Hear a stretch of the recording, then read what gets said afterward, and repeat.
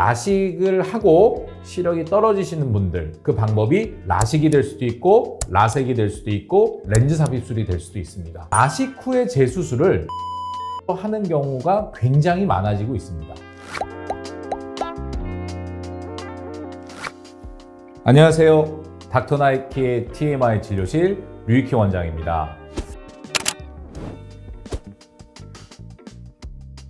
오늘은 90년대, 2000년대 초 중반 이후까지 가장 많이 했던 수술이 라식이거든요. 그래서 라식을 하셨는데 시력이 다시 떨어져서 안경을 쓰고 계시거나 재수술을 고려하고 계시는 분이 있다면 오늘 제가 말씀드리는 내용이 좀 도움이 되시기를 바라면서 오늘 라식 후 재교정 어떤 방법이 가장 유용한지 같이 알아보도록 하겠습니다.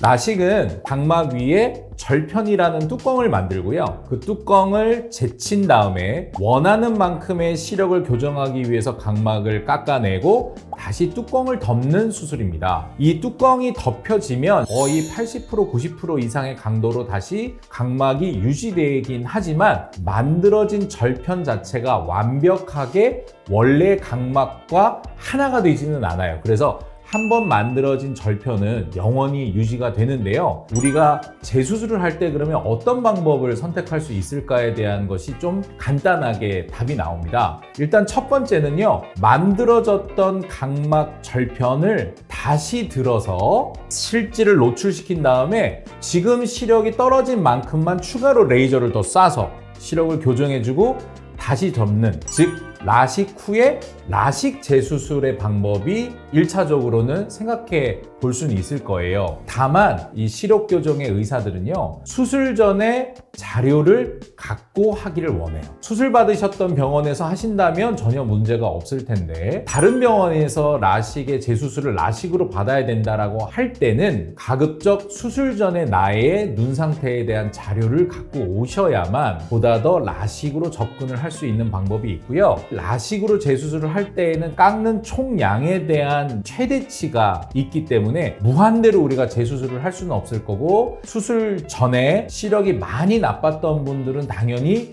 해당 사항이 없을 텐데요. 회복은 엄청나게 빠르다는 면에서는 아마 의사도 환자도 원하는 방법이 아닐까라는 생각은 들어요. 그런데 한번 만들어 놨던 절편을 다시 든다는 것이 상당히 숙련된 의사의 스킬이 필요하고, 상피라고 하는 각막의 조직이 절편 아래로 자라 들어가는 상피 내생의 위험도도 존재하기 때문에 내가 라식으로 다시 재수술을 할 수 있을지 긴밀하게 상의를 해보실 필요가 있어요.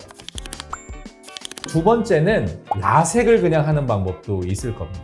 수술받지 않은 눈이라고 생각을 하고 라섹으로 재교정을 하는 방법이 있을 수 있겠는데요. 저는 라식 후에 라섹이 굉장히 숙련된 의사가 해야 된다고 생각을 하는 점이 두 가지입니다. 첫 번째는 아무래도 수술 후의 결과 예측도가 라식을 라식으로 재수술하는 것보다는 떨어져요. 라식 수술을 하고 나면 상피 두께가 어쩔 수 없이 수술 전보다는 두꺼워집니다. 이 두꺼워진 상피 두께를 어떻게 반영해서 수술을 하느냐에 따라서 과교정이 되기도 하고 저교정이 되기도 하고 결과값이 엄청나게 오차가 크다라는 점, 그리고 세월이 지나면서 다시 깎았던 상피가 또 두꺼워질 거기 때문에 그런 것까지 미리 머릿속에 두고 설계를 하지 않는 한 좋은 시력이 나오기가 어려울 뿐만 아니라 굉장히 빨리 다시 시력이 떨어질 가능성이 있습니다. 두 번째는 절편만큼의 두께 안에서만 수술이 이루어지는데 그 절편에다가 라섹을 하는 거기 때문에 각막 혼탁의 위험도가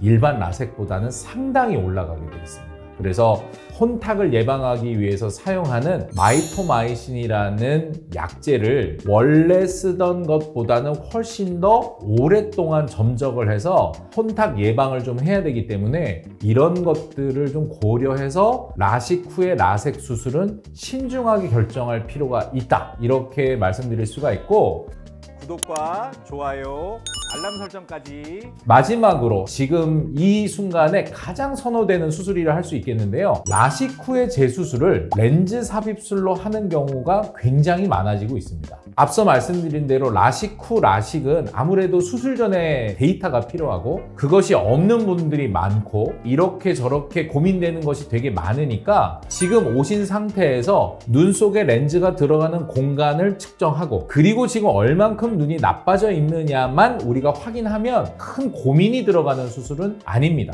다만 렌즈 삽입 수리를 하는 것이 도수를 잘 찾아서 수술하는 것도 중요하지만 사이즈를 잘 찾는 것, 어떠한 렌즈를 쓰게 되는지에 대한 고민이 아주 경험 많은 의사한테서부터 시작이 돼야 되잖아요. 근데 더더군다나 아주 고도근시를 교정하는 것이 아니기 때문에 더욱더 근시와 난시의 량을 세밀하게 분석하고 정확한 시스템을 통해서 렌즈 삽입술을 하는 게 라식 후 렌즈 삽입술에서는 굉장히 중요한 부분이 됩니다. 그래서 경험이 많은 의사를 찾아가는 것이 중요하다는 것이 라식 후 렌즈 삽입술의 수술의 주의점이 될 것 같아요. 다시 말씀드리면 라식을 하고 시력이 떨어지시는 분들, 다시 떨어져서 안경을 쓰고 계신 분들 실은 교정할 수가 있거든요. 그 방법이 라식이 될 수도 있고 라섹이 될 수도 있고 렌즈 삽입술이 될 수도 있습니다. 서로의 장단점을 충분히 공부하시고 설명 들으시고 나에게는 어떤 수술이 가장 좋을지를 잘 고민해보고 주치의와 상의하고 가장 현명한 방법을 선택하시면 다시 안경 쓰실 일은 없을 거라고 생각이 됩니다.